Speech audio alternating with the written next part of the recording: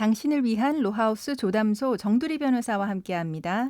안녕하세요. 법무법인 신세계로의 정두리 변호사입니다. 오늘의 고민 사연 지금부터 만나보시죠.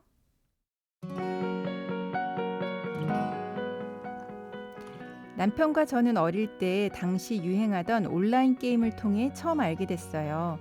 게임 정모에 나갔다가 남편을 처음 만났는데 훤칠한 키에 잘생긴 얼굴을 보고 첫눈에 반했습니다.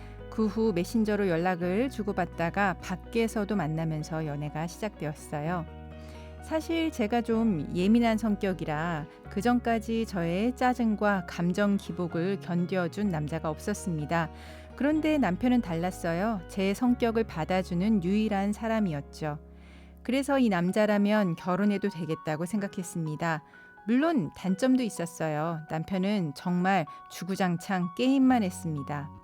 결혼을 하고 시간이 지나면 게임을 안 할 줄 알았는데 그게 아니었습니다. 결혼을 하고 아이들이 태어나고 그 아이들이 중학생과 초등학생이 됐어도 남편은 일을 거의 하지 않았어요. 제가 밖에서 돈을 버는 동안 남편은 컴퓨터 모니터 안에만 있었죠. 아이들을 돌보는 것도 집안일을 하는 것도 모두 제 몫이었습니다.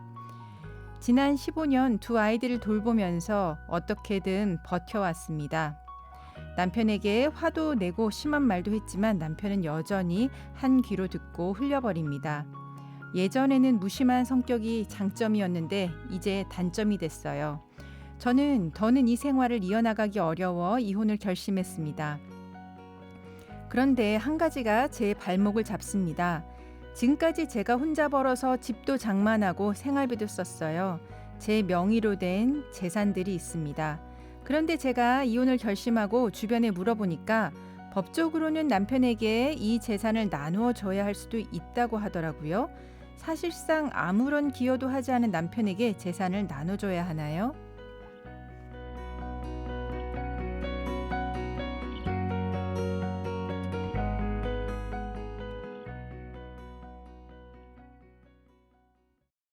조인섭 변호사의 상담소, 결혼한 이후에 일도 안 하고 육아에도 참여하지 않은 채 게임만 하는 남편과 이혼을 결심한 분의 사연이었습니다.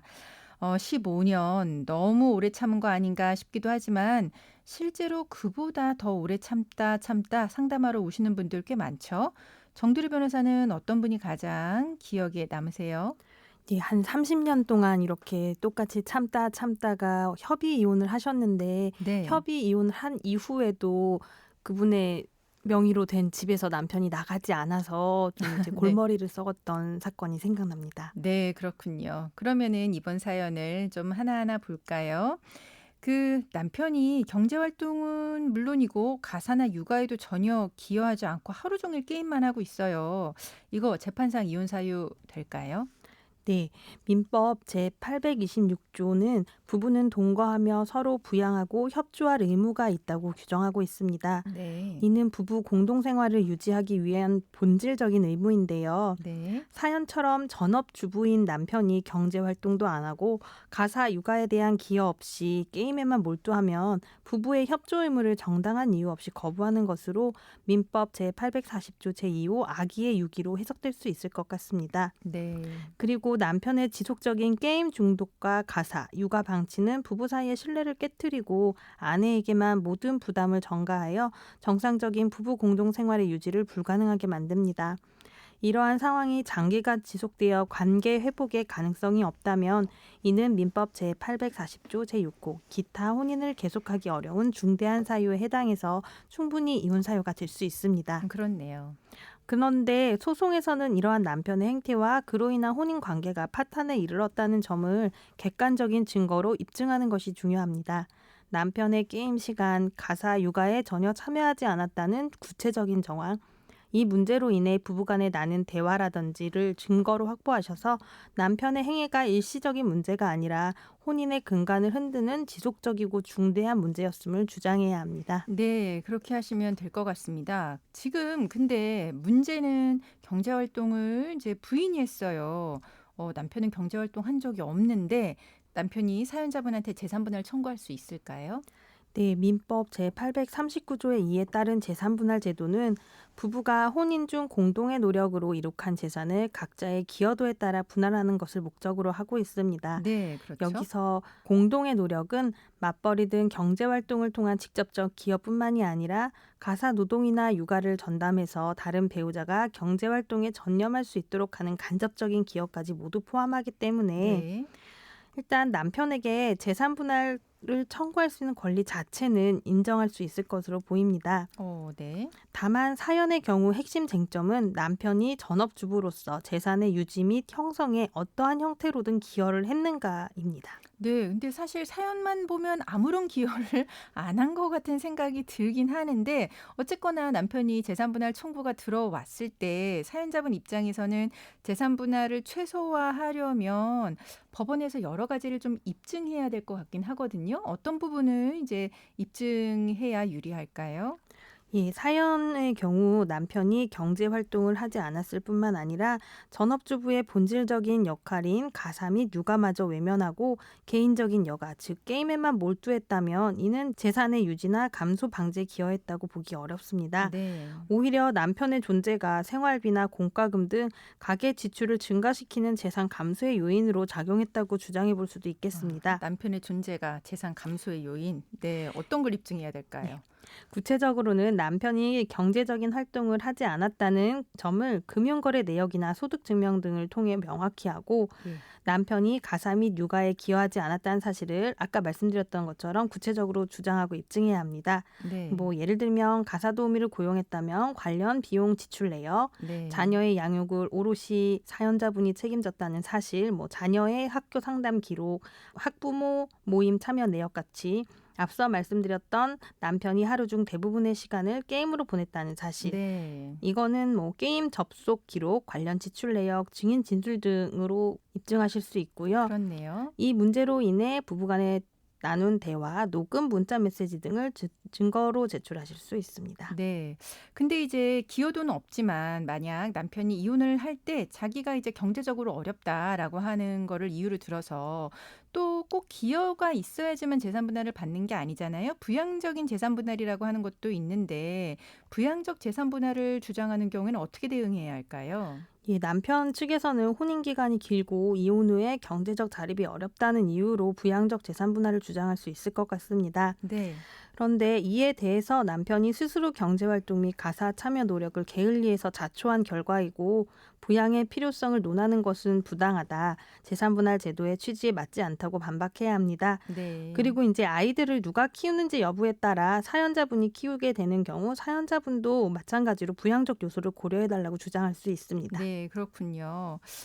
근데 이제 또 한 가지 문제는 사연자분한테는 아이들이 있습니다. 남편도 양육권에 대해서 주장을 하는 경우에 사연자분이 아이들을 키우려면 어떻게 해야 할까요? 네, 남편이 양육권을 주장하더라도 법원은 누가 자녀를 더 잘 키울 수 있는가의 관점에서 판단합니다. 사연자분이 그동안 아이들의 주 양육자로서 안정적인 환경을 제공해온 사실을 구체적인 증거를 통해 입증하고 반대로 남편의 생활 타도가 양육자로서 부적합하다는 점을 효과적으로 주장한다면 양육권을 지켜낼 가능성이 매우 높습니다. 네.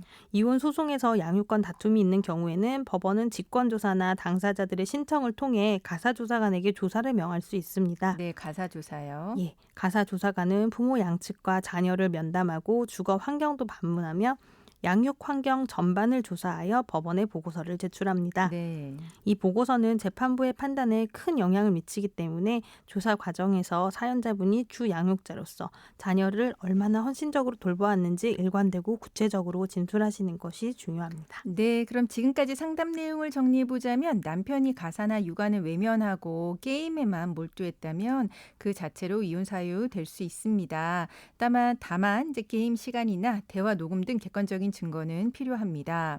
이혼을 하는 경우에 남편도 재산 분할 청구는 할 수는 있지만 가사나 육아에 기여한 바가 없다면 기여도가 매우 낮게 인정이 될 거고요. 남편이 부양적 재산 분할을 주장하더라도 스스로 본인이 경제 활동을 하지 않은 결과이기 때문에 부당하다고 반박을 하시면 될 것 같습니다. 지금까지 법무법인 신세계로의 정두리 변호사와 함께했습니다. 네, 감사합니다.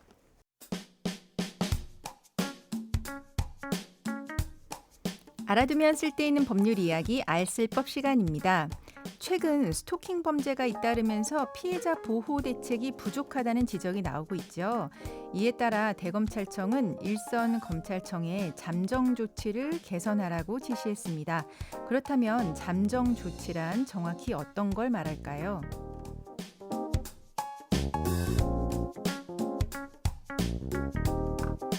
잠정 조치는 쉽게 말해 스토킹 피해자를 보호하기 위한 긴급 조치입니다. 현행 스토킹 처벌법에 따르면 가해자가 다시 범죄를 저지를 것으로 우려될 때 검사나 경찰이 법원에 잠정 조치를 신청할 수 있습니다. 그리고 법원이 필요하다고 판단하면 스토킹을 중단하라는 공식적인 경고인 서면 경고와 100m 이내 접근 금지, 전화와 문자, SNS 등 전기통신 수단을 이용한 연락을 금지할 수 있고 위치를 추적하기 위한 전자 발찌를 착용하게 할 수 있습니다. 또 필요할 경우 가해자를 일정 기간 구금할 수도 있습니다. 하지만 이 제도가 제대로 작동하지 않는 경우도 있습니다. 지난 6월 의정부에서는 피해자가 3차례나 신고했지만 검찰은 지속적인 스토킹이 아니라고 하면서 잠정 조치를 기각했고 결국 피해자가 살해되는 일이 벌어졌습니다. 울산 사건도 비슷합니다. 경찰이 4가지 잠정 조치를 신청했지만 검찰은 구금 조치를 추가 검토가 필요하다면서 받아들이지 않았습니다. 결국 피해자는 흉기에 찔려 치료를 받고 있지만 위중한 상태입니다. 피해자들이 미리 도움을 요청했는데도 공권력이 이를 막지 못해서 안타깝기만 한데요. 피해자를 지키기 위한 제도가 제대로 작동할 수 있도록 보완이 시급해 보입니다.